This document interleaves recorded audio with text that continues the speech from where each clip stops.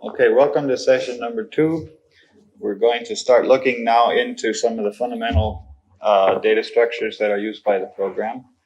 And to start out, I'd like to just give some idea as to how these 1,200 modules of TeX can be broken down. Let's see. This is a little diagram that I tried to estimate the relative sizes if you looked inside a memory and took out all the system routines that were needed for running Pascal programs and so on, what TeX would involve. Now the parts here between these lines here, this is code, and then these on the outside are tables of large tables of data. And the program itself has roughly 1,200 modules, and I just counted modules. And I'm assuming about 100 bytes per module, 100 bytes of code for every module in the web thing. That's the estimate that I made. So 10 modules would be 1K bytes, and that's 1 square on here. So if I'd say that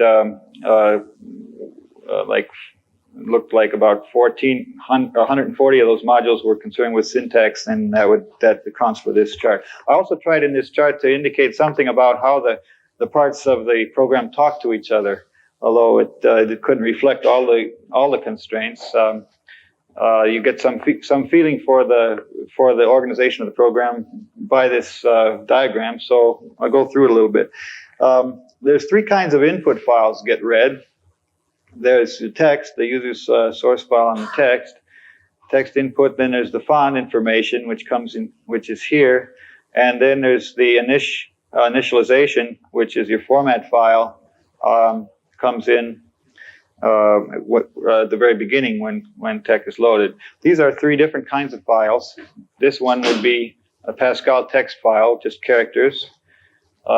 This one is a TFM file. This one is an FMT file. Format file. The TFM file is in 8-bit bytes. The FMT file is in memory words, which is a TeX internal data structure. We would never expect to send FMT files from one computer to another. These are local things that we'd keep only in someone's own local library, and any TeX writes these files. Other versions of TeX read these files.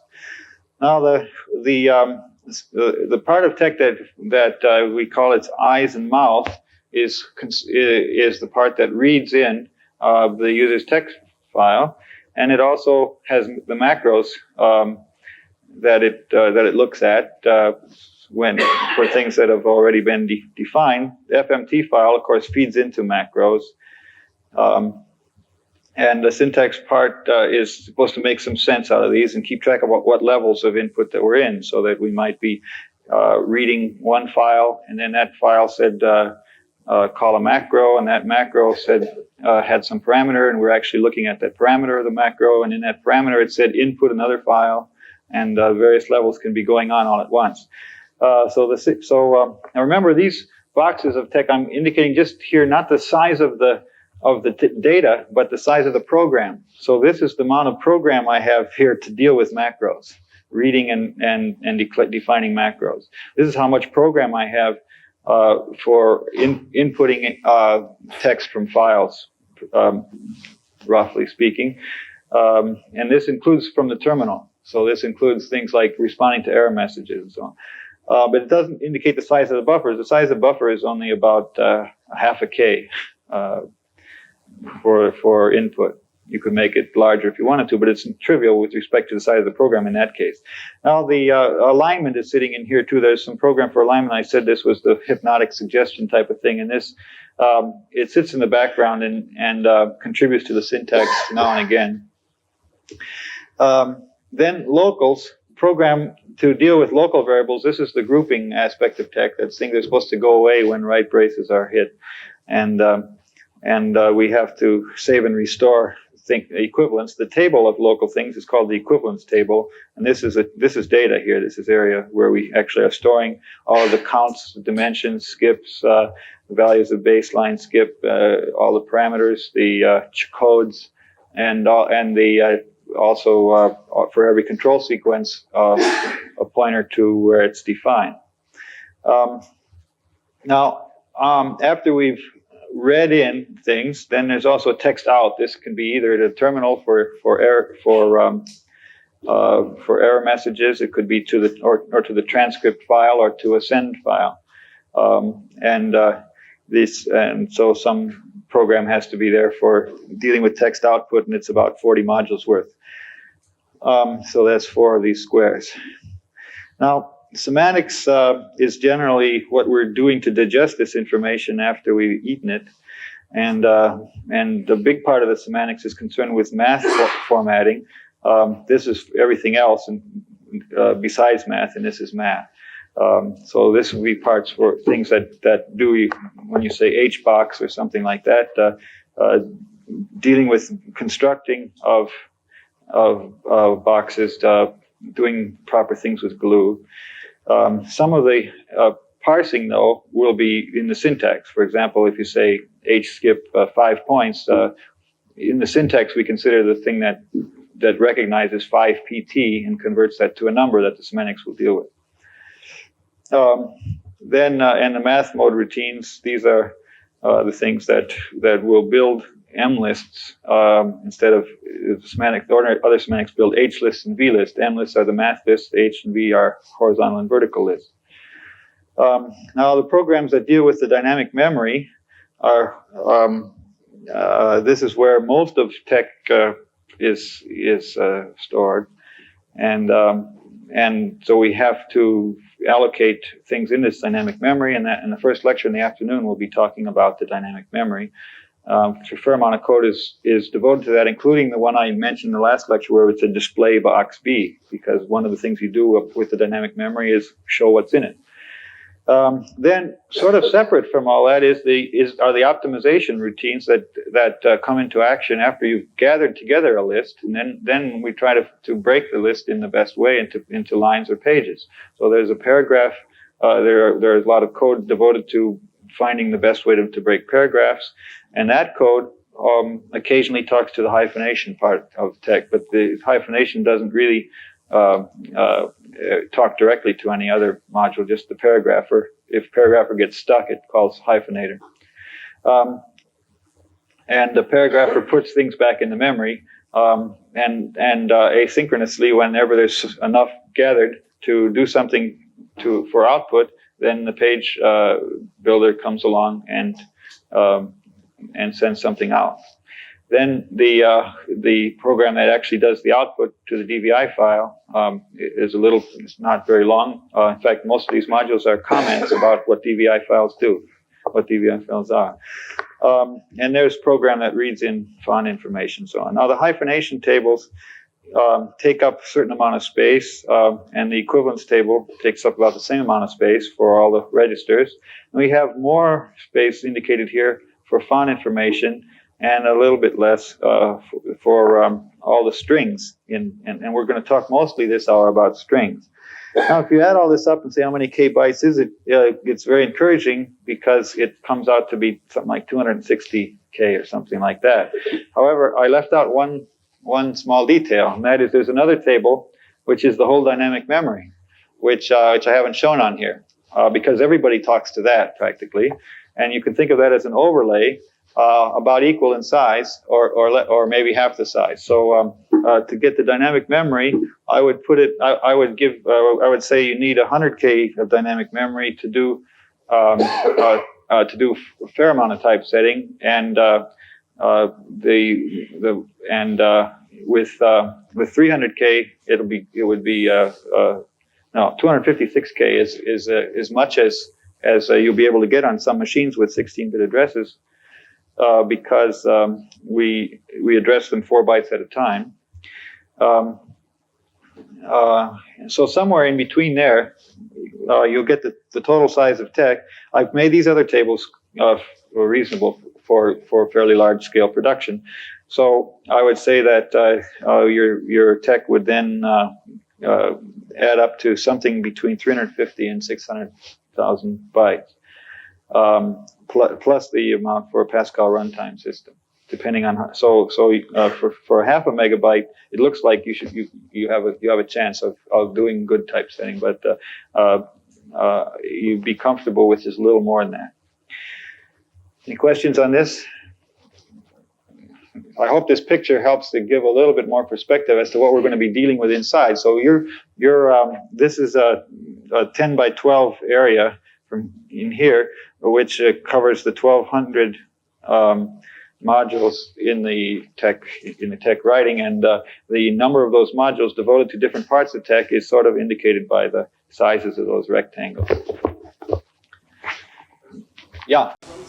Oh, by the way, I forgot to mention, there's little microphones in front of your, and you pick that up and push the red button, and everyone can hear on the tape. How does that memory requirement compare with TeX80? Do you know offhand? No. Can you say?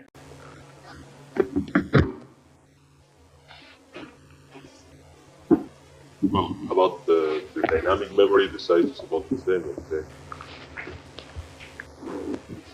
I think the program has gotten a little smaller, but about the same. So, but the string memory is new. Oh, I don't know. No, it isn't really new. Things are packed reasonably efficiently. You can also use trickery to decrease the memory requirements, of course, but not just plug in this program. You'd have to do some major changes to some of the macros. There's a wasted byte here and there. I tried to emphasize readability over efficiency without sacrificing efficiency too much. So yeah, but it's roughly the same, I would say. Now let's see. The next thing I want to do is next thing I want to do is turn off the projector so we can see the computer again. I wanted to show you the pool file that Tangle typed out for TeX. We're going to be talking about strings, and one of the things that Pascal is weak on is strings. They provide certain kind of support for strings, but not very much. And so in order to use Pascal as a language, we had to develop a mechanism. Now, this was originally the idea of, I think, Luis Trapardo in the other version of TeX. After they fought with the problem of strings for one, I think they came up with a solution that's not only good, but has turned out to have many other payoffs that we didn't expect. So that now I'm very happy that Pascal didn't have strings. If I had used Pascal strings, there would have been a lot of other things that wouldn't have worked as well as things are working now. So we have a string method in TeX that also turned out to solve a lot of other problems in a better way than we had than otherwise would have occurred. And as we get more into it, I think you'll understand what I mean. But first of all, let's see what Tangle does to strings. So if the machine is still up, we can take a look at tex.poo.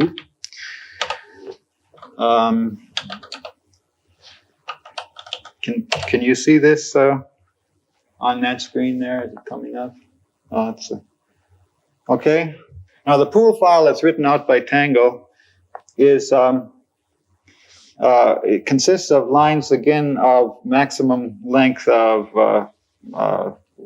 72 characters because there was a restriction on the length of strings that you can use in Weave, and each line comes out.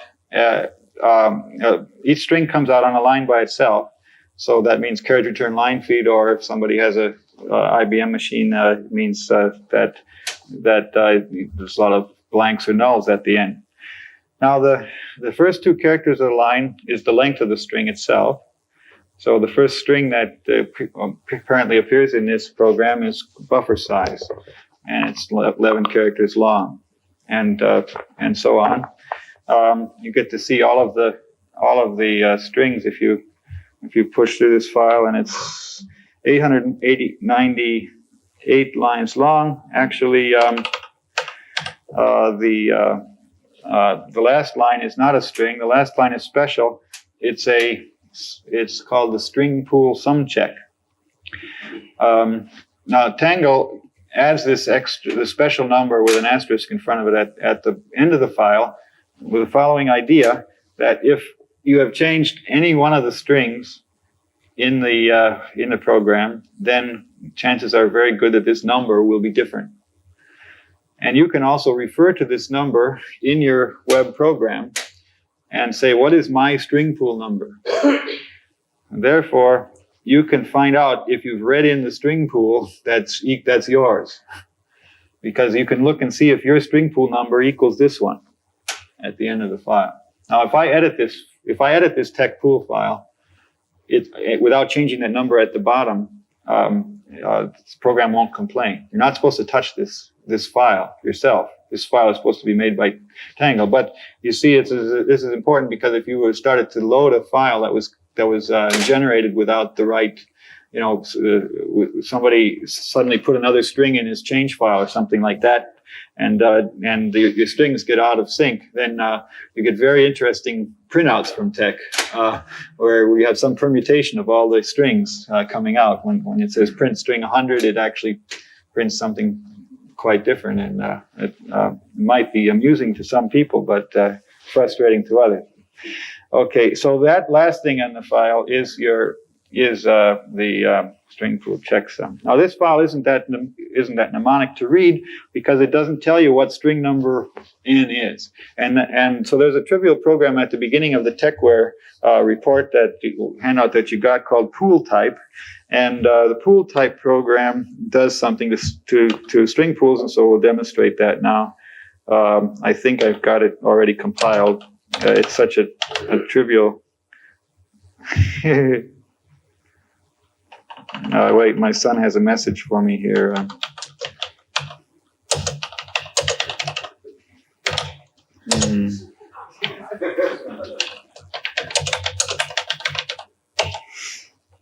Okay.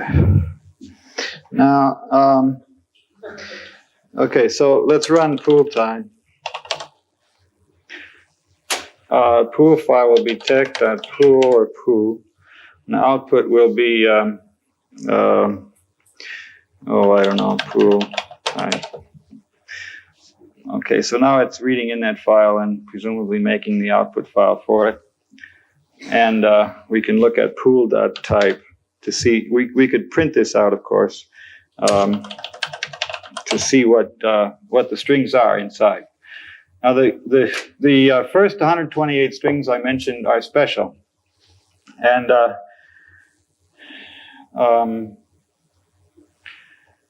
that's right. These are not. However, the pool type I've done was done with Sail versions pool type. So this has our local character set. I'll be talking about character set also in this hour, but let me do another pool type. Without the Sail dependent changes. So let's see, I'll run Tangle on pool type without any change file. And it doesn't have a pool of its own. So and whenever you run a web with it's done, you see, it's just, isn't that great when you have a short program? It was one second instead of 2 minutes. Now we're going to compile and go. And I'm making a version without the change file. My change file refers to my local character set, and the Sail character set has a keyboard that has some symbols on it, which I like very much, especially the unequal sign. And the and less than or equal sign, greater or equal on the left arrow. I would find it very difficult to have to write less than greater than every time instead of unequal. That would be quite painful for me. So I'm glad I can do that here.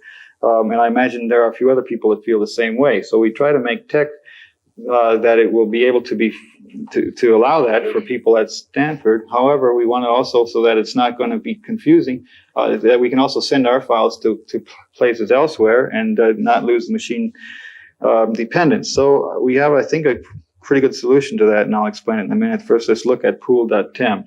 Pool.temp shows the strings that we would get without sale character set. So, temp.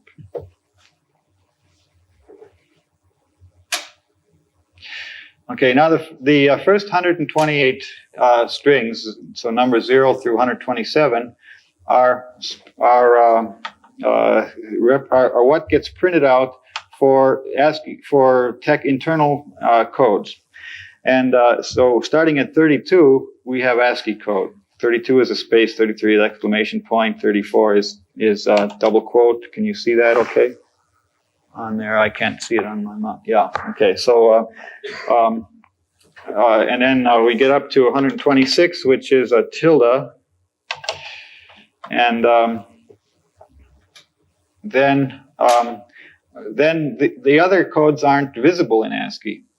And so for interchange purposes, we are representing them with 2 up arrows and another symbol. And for example, 127, which would be ASCII code octal 177, comes out as up arrow, question mark. And at the beginning of the thing, if you remember, we have the @ sign and A through capital A through capital Z, and then the next ASCII codes that go in there. So this is a form that TeX82 will accept. If you put it in your input, if you say up arrow S, capital S, up arrow capital S, it will treat it as the ASCII code that is 19 in decimal. If we compare this to, I'm sorry, it was pool.type. We compare that same thing to the sale character set. You see that at sale, some of these we'll assume that someone can type. So a down arrow will assume they can type. Yeah, that's rather handy for subscripts. And alpha, beta, and sign, not, epsilon, pi, lambda.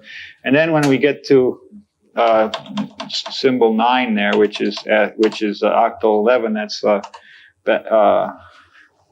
is that tab, I think, isn't it? And, yeah, 8 is backspace sometimes, but 9 is tab. And so there, if somebody wants to, so if we're printing out, these strings are used in printing. And so if we're printing out a tab mark that we might have read in at sale, then it would print out as up arrow I. If somebody inputs up arrow I, even at sale or anywhere, it will go in as internal code number 9. Okay. And these tab mark, line feed, vertical tab, carriage return, and page mark, form feed, are not visible symbols, so we would print them in that way. And if someone wants to define a control sequence, backslash up arrow L, that'll work, and it'll be a back. Or if he wants to do a code on that symbol, he can do it this way. Or you can code your carriage return to mean something, and so on. Now, these internal codes on the other one would all be up arrows. And so if I'm sending a file to some other place, I would use a version of TeX that would print in the standard form. And by making system-dependent changes, you say there's a module called character K can be printed. And that code is duplicated in the pool type program and in the TeX listing module. I forgot to tell you an important thing about how to read web program. That is that there's an index to all the modules, all the module names after the other index. And that's very helpful if you are looking at something in the web file and want to find out where it is in the thing. And as I remember, it was called character K can be printed is the module that I'm looking for here. So on page 438, I found character K cannot be printed is module number 49. And so now I can look at module number 49, and there's a comment there. It's called true. in most versions of TeX. Character K cannot be printed is true in most versions of TeX. Namely, this is for characters K that are non-ASCII codes, non-visible ASCII codes. It's only supposed to work for those values of K less than octal 48, less than 32 decimal. So I'm saying that this is true here.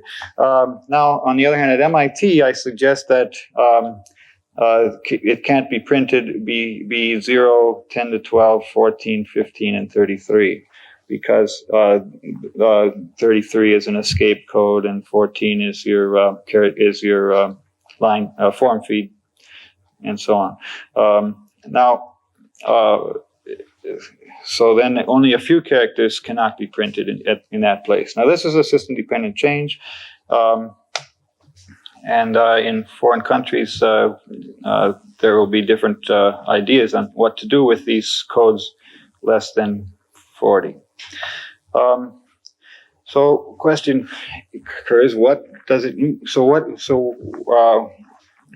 significance do these internal codes have?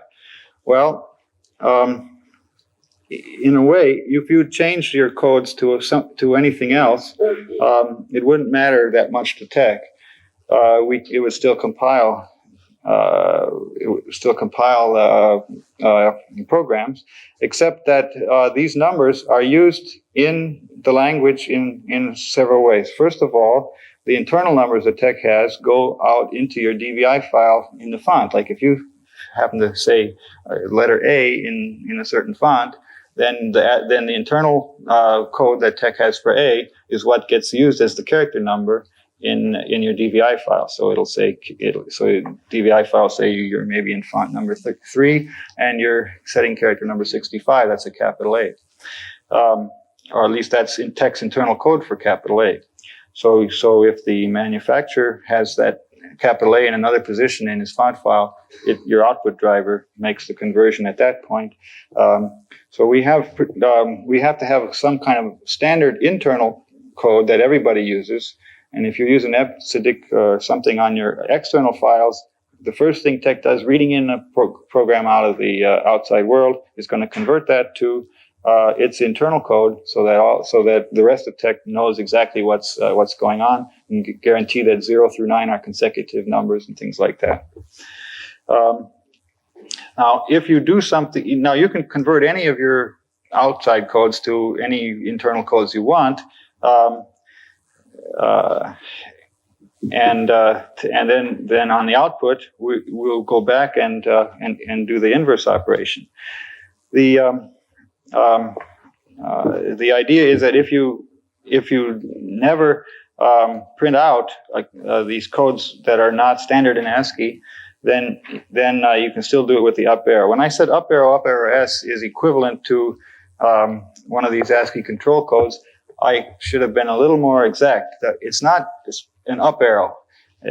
Any character whose code is a superscript mark is the real thing, instead of what I said up arrow. So if up arrow hasn't been coded to superscript mark, then it doesn't work.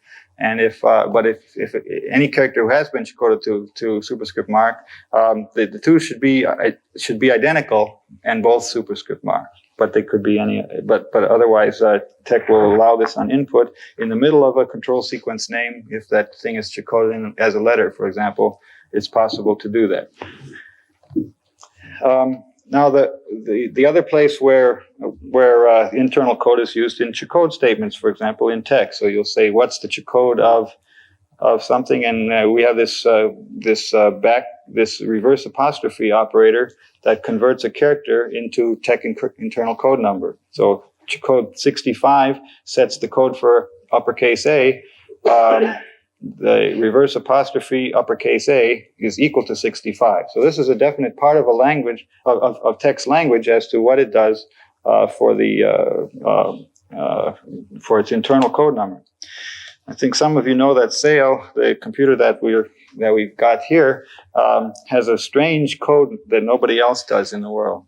It's because that they started at Stanford with ASCII code before ASCII code was even in its first form. And one guy, one night, figured he could save 5 resistors or something in our machine by switching around the code of right brace to one to the other. And he did it overnight without telling anybody. And ever since, we've had right brace in the position different from the rest of the world.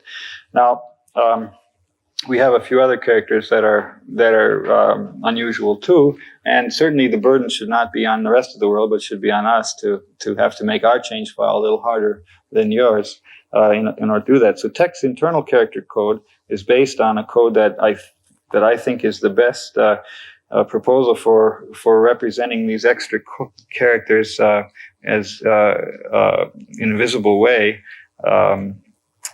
It's the one that's used on several MIT machines. So at MIT, no conversions are needed if you wanted to use a recommended conventions for codes less than octal 40, the strange ASCII codes. Now, most of you just won't want to do anything with those characters, and you won't see them on your input files, and you won't ever write them on the output files. But you can imagine people in foreign countries that have more than 26 letters in their alphabet, and they also want to have backslash and other control characters to use.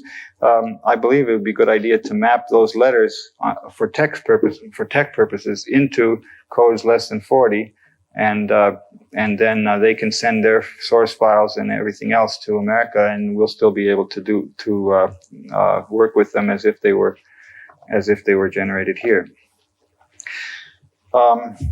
So the internal character set represents these first codes, and then the pool type just types out the other ones with numbers associated with them, so that you can see exactly if you had the debug and you wanted to really look at the Pascal program, and Pascal program refers to string number 432, then you could look at the thing and say, well, 432 is this such and such a message. So you'd probably be able to recognize from what that string was, maybe a help message or something, be able to recognize what part of a Pascal program you're looking at. So that pool type is simply a help in that way so that you can figure out what's in one of these pool files that Tangle generates. Any questions on that? Now, what actually happens then when TeX starts? It has to read in the pool file, so it reads in its pool, but only Initech does this. Initech reads in the pool file and checks to see that we've got the right sum check, and stores that all into the format file with the rest of the macros and font information that it's going to preload. On the other hand, it also stores the font sum check, so that the other versions of TeX, they won't check anything except they will check to see that they have the right, the format file was generated from the right sum check. Okay, so other production versions of TeX will also know that their format file is compatible with them. They'll try to load a format file that was generated with a different version of TeX. Then the strings won't be compatible, and so it'll say right away that this format file is wrong. Now the way strings are represented inside of TeX have a big array called the string pool, and let's see where I can. String handling starts in module 36, page 18.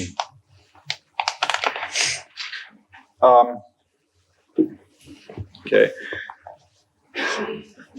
There's a big array declared in module 39, and in this array, you see string pool packed array of ASCII code. Now, ASCII code is a subrange of the integers 0 to 127, and only things that are going to go in this string pool array are visible characters that we can print.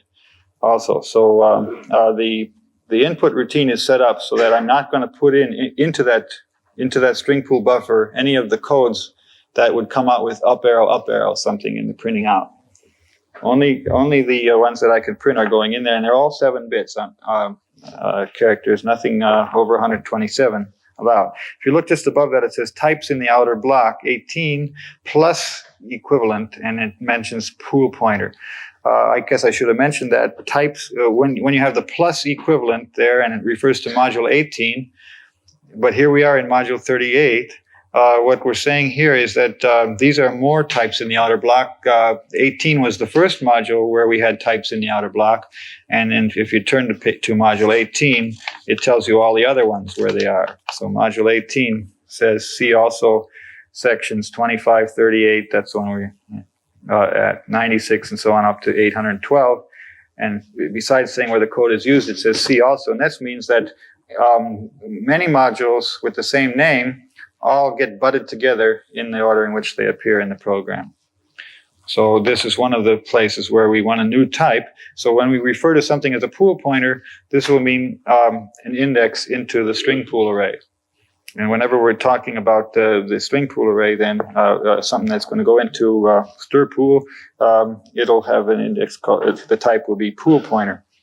And similarly, a string number is something that's a string start array. Well, the string start array is a directory to the pool. And the strings that TeX gets, once it reads one in, it never removes it again.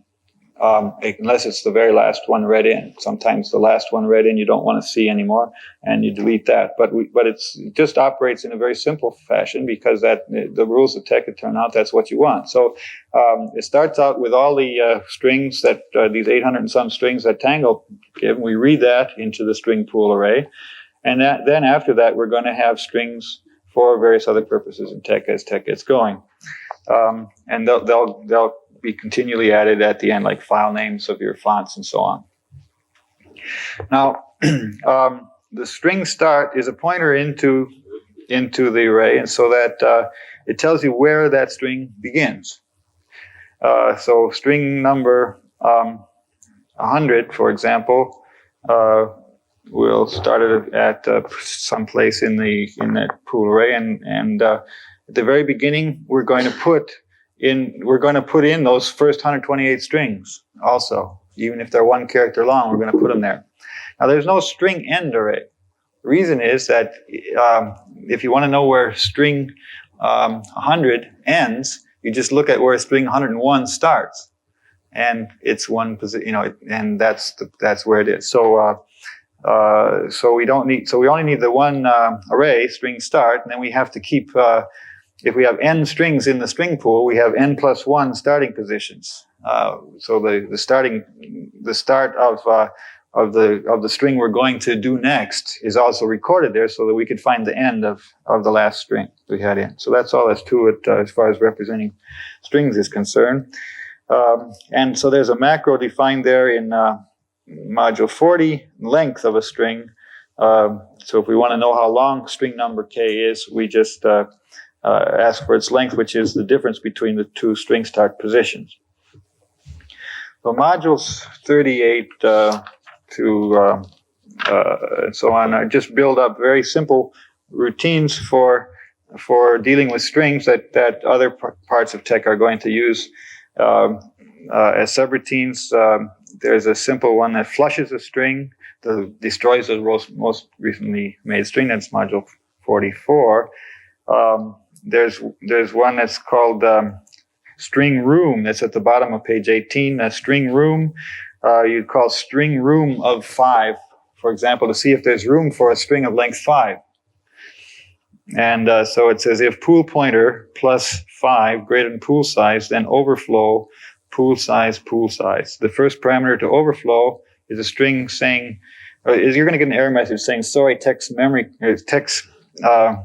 capacity is exceeded, the pool size equals, and then it'll give the numerical size that it's been compiled with. And pool size is a compile time parameter, and all the compile time parameters, I believe, are in module 11. Module 11, and these are the things that you can decide on how much space you want. And here I've declared it to be 30,000. Remember, this is a packed array of 7 bits.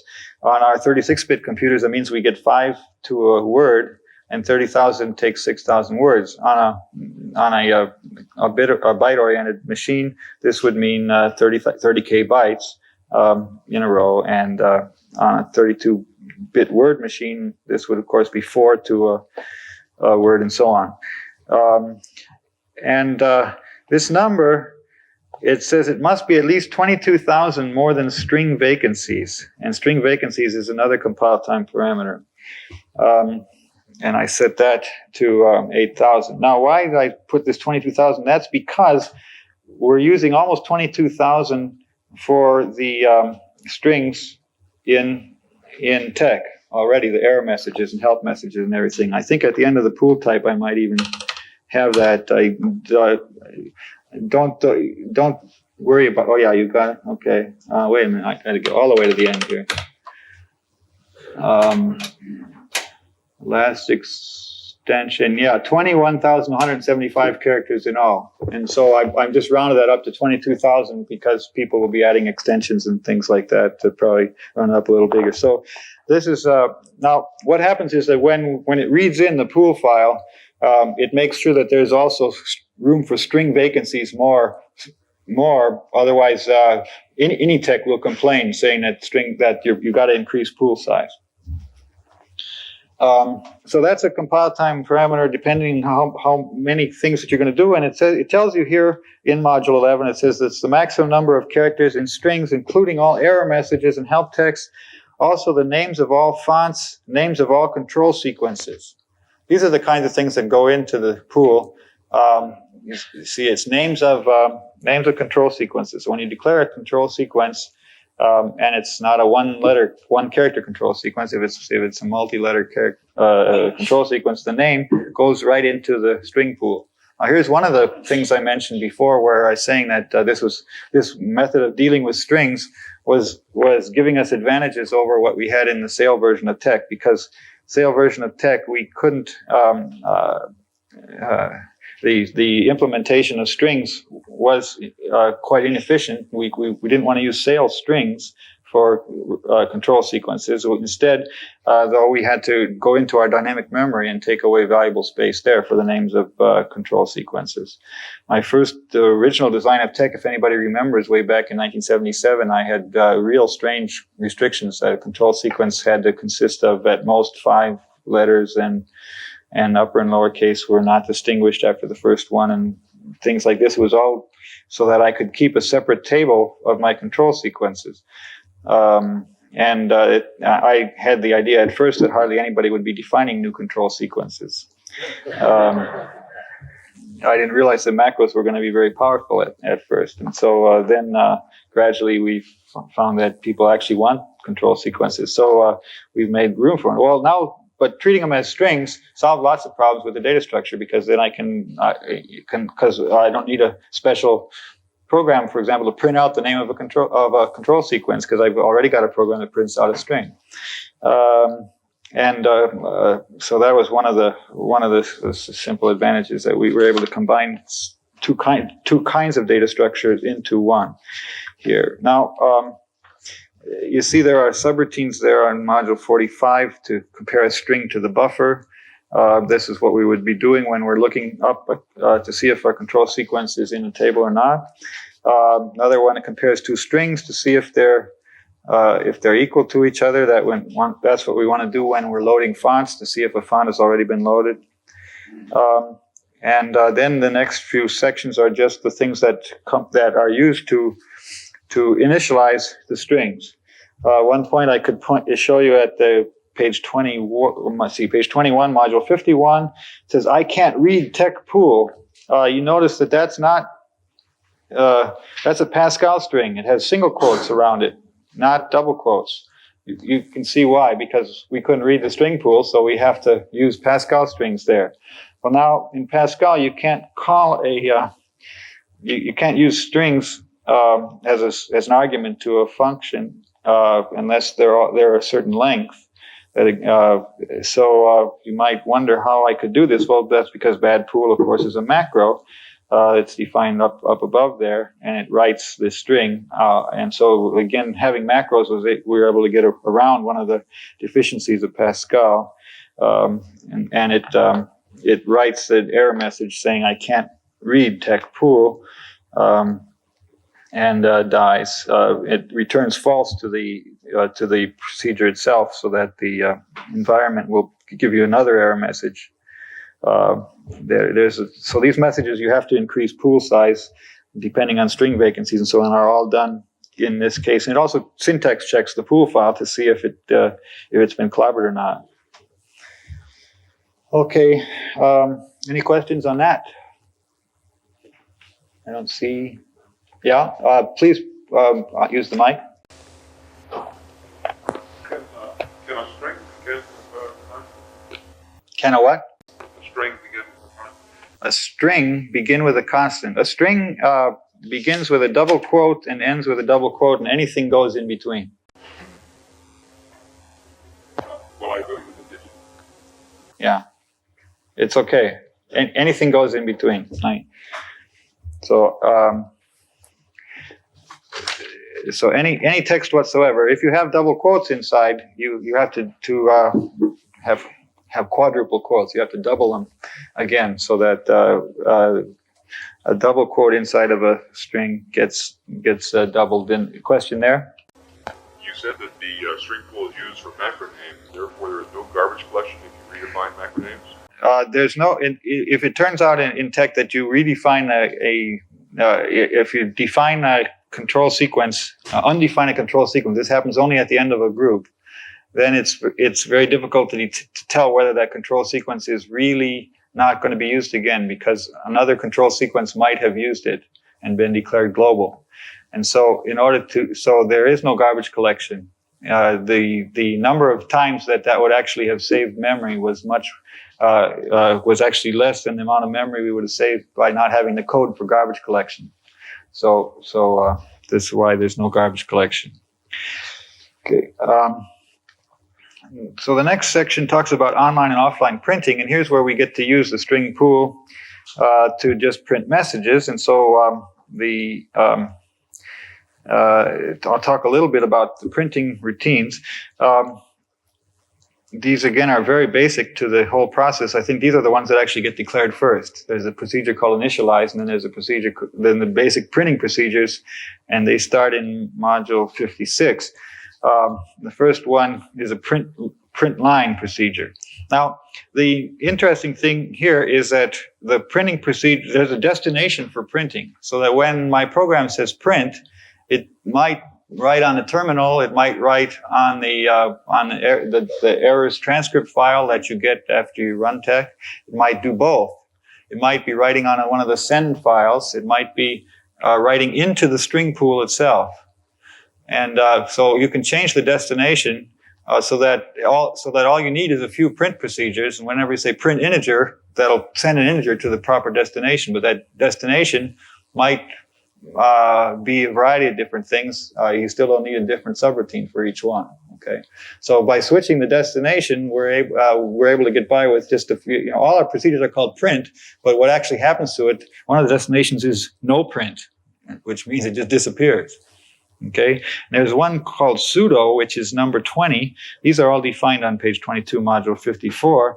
This one called sudo, which is used in an interesting way for showing the context of your error lines.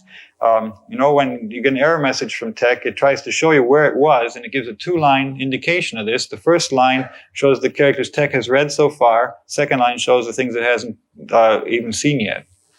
And this might be in the middle of a huge macro definition, for example. And so the macro might be 100,000 bytes long when it expands, or very long anyway. Because when we're expanding it, we're expanding all the control sequence names out to their full length and so on. Now, we don't want to have a special buffer that expands out 100,000 bytes and then shows the 60 that we're actually interested in. So instead, we keep a buffer of size 60, and we go circularly around and around in this buffer. That's what pseudo printing is. And then when it stops, it has enough information to just print out the characters you needed in the environment. The buffer is a little more than 60, but it's just a small amount. So this is a method. So pseudo printing is turned on when you have a little bit when you're using this trick of when you're going to run, you're going to print a whole bunch of stuff, and then you're only going to select a little bit out of it. And what you do is you turn off storing into the buffer after you've gotten past your key point. So let's say the buffer is of length 60, and the transition between line 1 and line 2 occurs at a certain point. At this time, you're going to write at most 30 or 40 more characters before you quit, and then you're going to shut off printing. So that's the pseudo thing, which is explained elsewhere.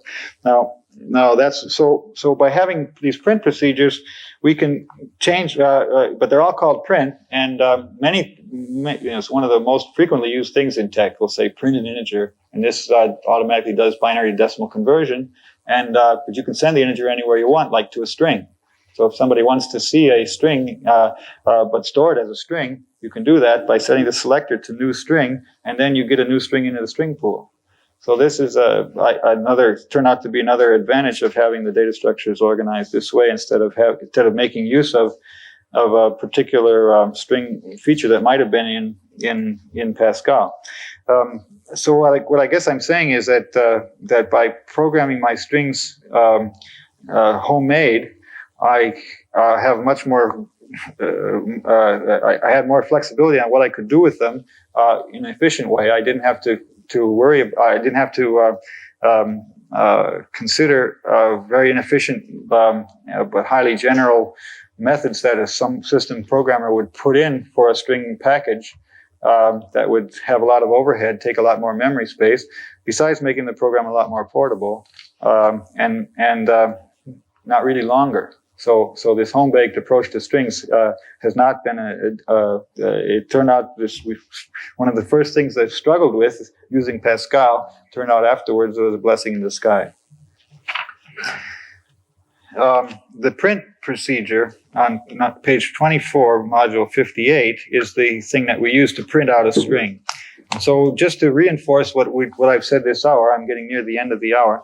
Let's just look at that print procedure and see. Well, this is so simple it doesn't even call anything else, but just it should reinforce what we're talking about. So procedure print s is integer, print string s. Now this is something I changed last week as I was debugging. S used to be called type stir number, like print new line. S is a stir number, and this is print string at the beginning of a line. It's the same as print, except for the making sure that it goes at the beginning of a line. But here I said S could be any integer. Anybody have an idea why I had to make that change? Why I decided to make that change? The reason is that while I'm debugging, I have made my debugging routines extremely robust, so that if memory has gotten completely clobbered, it's still allowed to look at any location in memory and say, if this is a pointer to a string, print it. And so it should give, and if memory did get clobbered, then at least I would have some, my symbolic indication part of it would make sense, and the clobbered part would be there, but it wouldn't, the program wouldn't die on me. Well, if I didn't say this was an integer, Pascal would stop me, saying that the parameter to print is not in the range of a string number. So I changed this to an integer, and then we have a test inside the program that says if s is less than 0 or greater or equal string pointer, then set s to 0. This can't happen. Well, it can't happen unless a bug is present. Of course, everything can happen in a computer if there's a bug. And I don't call an error message if s is less than 0 or s is greater than 0. Remember, I said before, print programs aren't supposed to call error messages. Otherwise, error would call print, and print would call error, and you'd go on and on forever. So it just sets s to 0, which is going to print out a very unusual string. One that string number 0 is this up arrow @ sign. When you see that, that's a good error message enough. Okay, so then J is set to stir start of S. J is now of type pool pointer. It means it's an index into the buffer. I'm assuming that stir start is not clobbered, but the S itself might have been clobbered. Now, while j is less than the string start of the next string, s plus 1, that's always defined. When string s is less than string pointer and greater than 0, then the start s plus 1 is defined. That's where the next one starts. So while j is less than that, I print char string pool j. Print char is the lower level procedure that just takes the character right out of the buffer and sends it out to Pascal, increase j, and continue that prints the thing. So that's why the print char procedure doesn't look for string number. Print char 65 doesn't look for string number 65. Print char prints char, that's TeX internal character code 65. And so the stir pool entries must all be printable characters. Let's look at print char. All of the print procedure, I said you could change the destination. Every print procedure works through print line and print char. These are and they all reduce to these. So these are the only two that look at the selector, that look at the print selector and so you could if you want to deflect it, you just deflect it in these two places. And print char takes an ASCII code as a parameter, and so for example, let's suppose we're writing on the terminal only. That would be term only case, and it would say write term out exture of C. Now exture is the array that is set up to convert from TeX internal code to EBCDIC or whatever, and that's where you want to make system-dependent changes. So let's look at where exture is set up. That starts on page 10 in a section called the character set. And the things I mentioned about character set are discussed there on page 10. And on page 11, you see where exture is set up, a whole bunch of assignment statements. These are supposedly not system dependent. If we assume that your Pascal can read any of the visible ASCII codes, then you don't need any changes here. Otherwise, you do. But these assignment statements will set exture of octal 42 of the character blank and so on. And many implementations of Pascal will then set exture properly by these statements. Then on the other codes less than octal 40, that's explained on the next page, on page 12. And there's and the standard version of TeX that hasn't been modified in module 23, the standard version down here says just blank it out. Set all these other characters that you don't expect to find on the input to blank. And then, if you ever want to output them, they'll output as blanks also. But at MIT, I suggested that you could just set them all to the character itself because TeX internal code agrees with this MIT code. So that's a system-dependent change that, of course, would have to be made if you want to do something special with the codes under 40. However, most installations won't have to do anything with those, I guess. All right, that's all, except if there are questions. Any more questions? I can offer you a tempting lunch if you don't ask me any questions. Okay, good. That worked. So we'll meet again here at 2 o'clock sharp. Thanks, Vic.